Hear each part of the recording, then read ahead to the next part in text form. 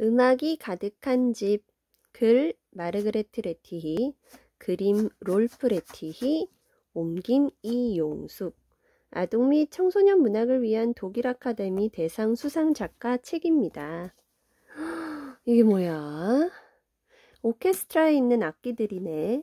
심벌즈, 북, 비브라폰, 팀파니, 피아노, 이건 호른, 플루트, 하프, 제2 바이올린, 제1 바이올린.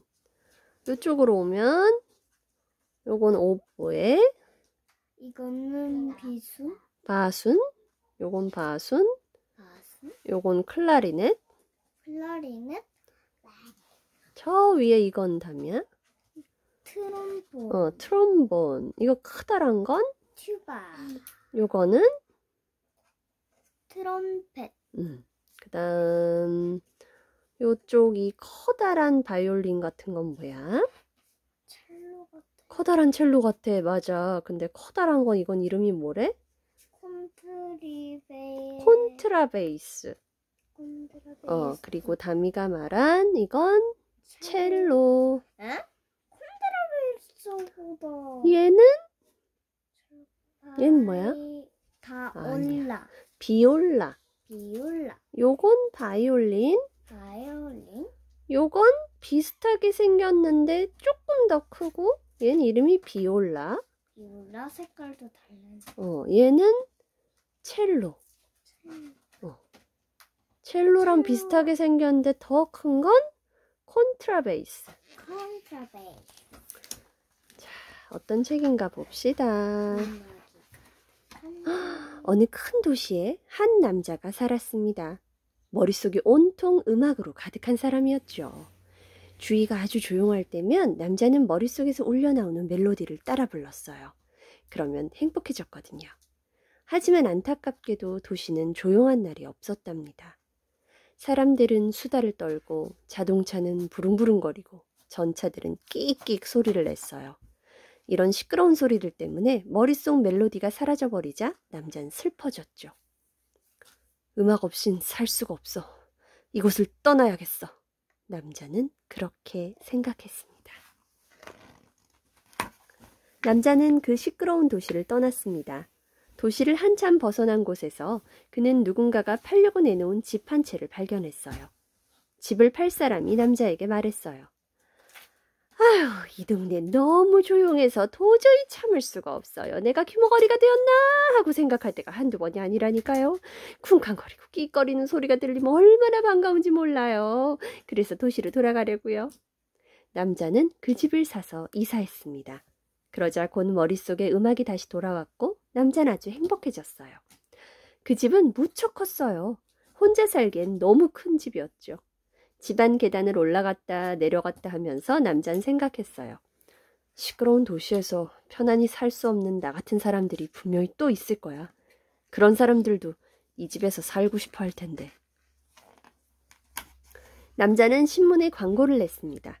그러자 광고를 보고 아빠, 엄마와 두 딸이 찾아왔어요. 아빠가 말했습니다. 우리는 현악기를 연주하는 가족이에요. 음악을 너무도 사랑해서 말을 하지 않고 우리가 연주하는 악기만으로도 이야기를 나눈답니다. 전 콘트라베이스를 연주해요. 전 첼로를 연주해요. 엄마가 말했어요. 그리고 저희는요? 딸들이 외쳤습니다. 바이올린이랑 비올라예요.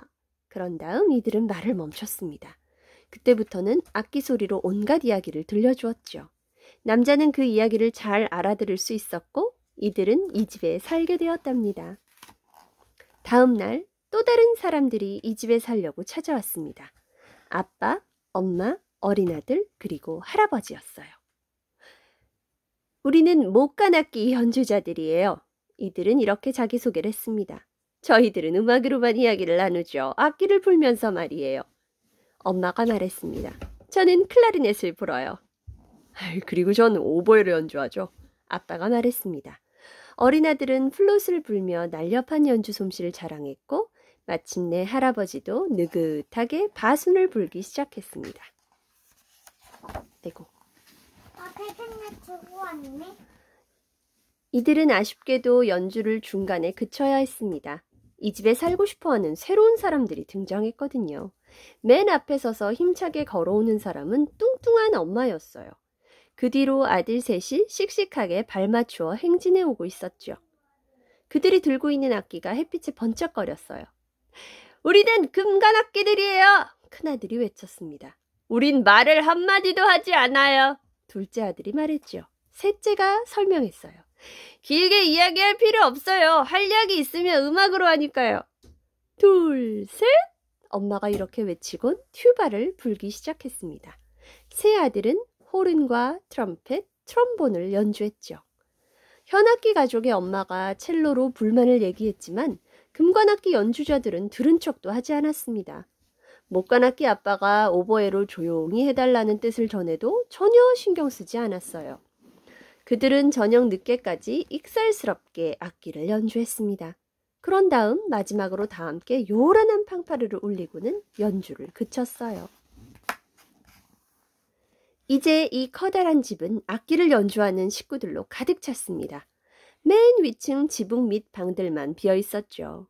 이 꼭대기층은 한 식구가 살 수 있는 곳은 아니고 따로따로 떨어진 몇 개의 방이 있는 곳이었어요. 남자는 이렇게 생각했어요. 이 꼭대기에서 살려는 사람들이 분명히 있을 거야. 하지만 이번엔 타악기가 와야 하는데. 아! 저기 타악기들이 와요! 플룻을 보는 소년이 외쳤습니다. 먼저 튼튼해 보이는 젊은 남자 둘이 들어왔어요. 한 사람은 북을 치고 다른 사람은 팀파니를 울렸죠. 우리는 온 세상을 두드리고 다녀요. 둘은 이렇게 외치면서 박자를 맞춰 방 안으로 행진에 들어갔습니다. 금방 또 한 남자가 들어와 방 안에 곧장 악기 세 종류를 펼쳐놓았어요. 비브라폰, 공, 그리고 차임이었죠. 그런 다음 이 집에 이사온 모든 사람이 힘을 합쳐야 할 일이 생겼어요. 한 신사가 커다란 그랜드 피아노를 가지고 나타났거든요. 흰 건반과 검은 건반이 수없이 늘어서 있었죠. 신사는 마루가 깔린 거실에 피아노를 들여놓고는 흐뭇해했어요. 조금 후에 금박을 입힌 커다란 악기를 든 아주머니가 도착했어요. 그 아주머니가 집 앞에서 악기를 연주하기 시작하자 다른 모든 악기들은 숨을 죽였죠. 악기들은 서로 속삭였어요. 저건 하프야. 소리가 얼마나 아름다운지 몰라. 저도 이 집에 살고 싶어요. 아주머니가 말했습니다.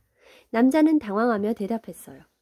안타깝게도 사방이 창문으로 된 맨 구석방밖에 남은 곳이 없어요. 하프 연주자에게 그보다 더 좋은 곳은 없었습니다. 이제 그럼 집이 꽉 찼나, 다미야? 네. 곧 모두들 이렇게 함께 살아가는 생활에 익숙해졌습니다. 하지만 이젠 집안이 한시도 조용할 데가 없었어요. 방이란 방마다 온갖 악기 소리가 울리고 진동하고 덜거덕거리고 뿜어져 나왔죠. 온 집안이 웅웅거리고 붕붕대고 씩씩거리고 컹컹거리는 소리들로 가득 찼습니다. 아래층에선 현악기 가족이 온종일 화를 그어댔고 2층에선 목관악기 연주자들이 싸움을 벌였고 3층에선 엄마와 세 아들이 아주 요란한 소리로 금관악기를 불어대고 지붕 및 방에선 북소리, 징소리, 바람소리가 요란하게 울렸어요. 그리고 이거 하프도. 거긴 기다려. 그리고 거실에선 피아니스트가 건반을 위아래로 훑어 올렸다 내렸다 하고 있고 구석진 유리방에선 온종일 하프 뜯는 소리가 들렸죠. 남자는 집 밖으로 달려나가 풀밭에 몸을 던졌습니다. 잡아주세요. 무슨 걱정거리 있으세요? 바이올린을 켜는 여자아이가 부드러운 바이올린 선율로 물었습니다. 몸이 불편하세요? 플룻을 연주하는 사내아이도 조심스럽게 플루트로 물었습니다. 남자는 일어나 앉으며 아이들에게 설명했죠. 음악이 가득한 집은 정말 아름다울 거라고 상상했는데 도저히 이 끔찍한 아수라장을 참을 수가 없게 되었다고 말이에요.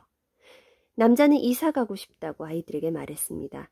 머릿속에서 울리는 음악을 다시 들을 수 있는 조용하고 고요한 곳으로 가고 싶다고 말이죠. 바이올린 소녀와 플룻 소녀는 깜짝 놀라 마주 보았습니다. 집에서 울려나오는 요란한 소리는 이 아이들 마음에도 들지 않았거든요. 아이들은 안으로 달려들어가 남자에게서 들은 이야기를 다른 사람들에게 해주었어요. 그들이 만들어내고 있는 건 음악이 아니라 쿵쾅거리는 소음일 뿐이라고 말했죠. 이게 소음이라고? 엄마 첼로 연주자가 이런 뜻으로 첼로 선율을 연주했고, 이게 어떻게 소음이야? 목관악기 아저씨도 아름답게 울리는 오보에 소리로 물었죠. 내가 연주하는 건 절대로 소음이 아니야. 하프 아주머니도 사랑스런 하프 소리로 말했어요. 다들 오로지 자기가 연주하는 악기 소리에만 귀를 기울였죠. 그래서 모두가 함께 뒤죽박죽 연주할 때 어떤 끔찍한 소리가 울려 퍼지는지 알아차릴 겨를이 없었던 거예요. 다들 조용히 서서 나무라는 눈빛으로 남자를 에워싸자 갑자기 이곳이 예전에 그랬던 것처럼 다시 고요해졌어요. 남자는 음악이 자기 머릿속으로 돌아오는 걸 느꼈습니다. 자신이 자주 흥얼거리던 짧은 멜로디였죠. 플룻 소녀는 그 멜로디를 금방 따라 불었고 그 뒤를 따라 바이올린과 비올라를 연주하는 소녀들도 같은 멜로디를 연주했습니다. 남자는 손뼉으로 박자를 맞췄어요. 그러면서 다른 사람들에게 물었죠. 함께 연주하지 않겠어요? 그러자 모두들 같은 멜로디를 연주하기 시작했습니다. 사람들은 모두 남자가 흔드는 두 손을 주의 깊게 바라보았습니다. 그러자 한 번은 크게, 한 번은 작은 소리로 연주할 수 있었죠. 가끔 남자는 어떤 특별한 신호를 보내기도 했습니다. 그럴 때면 한 가지 악기 가족이 소리를 멈췄고 그 다음에는 다른 악기 가족이 침묵을 지켰습니다. 어떤 땐 한 가지 악기만 혼자 연주하기도 했고 그 다음엔 또 다른 악기가 혼자 연주했죠. 그렇지만 결국 모든 악기가 함께 연주하는 것이었어요. 남자가 머릿속으로 듣고 흥얼거렸던 그 멜로디가 계속 울려 퍼졌습니다. 마침내 남자는 양손을 내렸고 모든 악기는 연주를 그쳤습니다. 훌륭했습니다. 남자가 말했습니다. 정말 고맙습니다. 그러자 다들 외쳤어요. 아니에요, 아닙니다. 우리가 감사해야지요. 목관악기 부인은 클라리넷으로 모두 집중해 줄 것을 부탁했습니다. 우리가 아까 그렇게 시끄러운 소리를 내서 미안합니다. 우리들 가운데 누구도 다른 사람 연주에 귀를 기울이지 않았어요. 서로 맞춰가며 음악을 연주하면 얼마나 아름다운 소리가 나는지 이제야 우리는 알게 되었습니다. 맞아요, 맞아. 그걸 우리는 이제야 알게 되었어요. 모두 고개를 끄덕였습니다. 한마디만 더 할게요. 목관악기 부인이 말을 이었습니다. 우리에겐 뭔가 중요한 게 빠져 있었어요. 바로 지휘자지요. 지휘자가 없으면 우린 뒤죽박죽으로 연주할 수밖에 없어요. 제대로 된 오케스트라엔 지휘자가 필요하니까요. 만세! 모두 함께 외쳤습니다. 우리에겐 지휘자가 있어요. 그러면서 사람들은 남자에게 이 집을 떠나지 말라고 부탁했죠. 물론 남자는 그 집에 머물렀어요. 그때부터 이 집에 사는 모든 사람들은 갈수록 서로를 잘 알게 되었습니다. 남자는 다른 사람들이 각자의 악기로 연주를 할 때면 주의 깊게 귀를 기울여 들었습니다.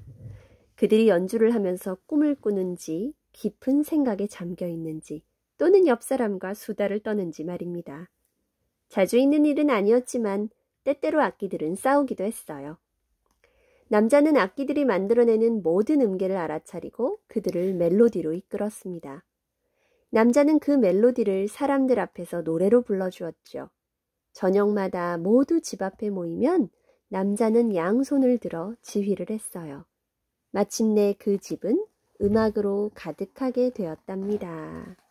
자, 앞에서 봤던 악기들이에요. 현악기, 타악기, 목관악기, 금관악기 나눠져 있네요. 현악기, 그래, 현악기에 이게 바이올린. 바이올린.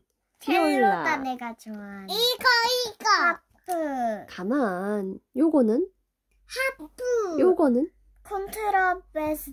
베이스, 콘트라베이스. 거기까지가 현악기. 이건 피아노. 아닌데. 그건 타악기인데 다미야 이름이 뭐야? 비브라폰. 비브라폰. 북. 공, 북, 팀파니, 또. 낙타. 나팔. 다혜가 나팔이라고 하는 건 트럼본이라는 금관악기예요. 나팔. 이건 트럼펫. 이 커다란 건 튜바. 이건 호로. 호른. 나팔. 저 위에 목관악기는 뭐가 있어? 클라리넷. 또. 나 이렇게 못 오겠다. 오보에. 엄마 이렇게. 바순. 요건 아빠 하는 플루스. 플룻. 엄마 이거. 다혜가 궁금해하는 거는 타악기에 차임. 있는 차임. 오늘 이렇게 많은 악기를 우리는 만나보았네요. 짜잔. 안녕히 주무세요. 오늘의 이야기 끝.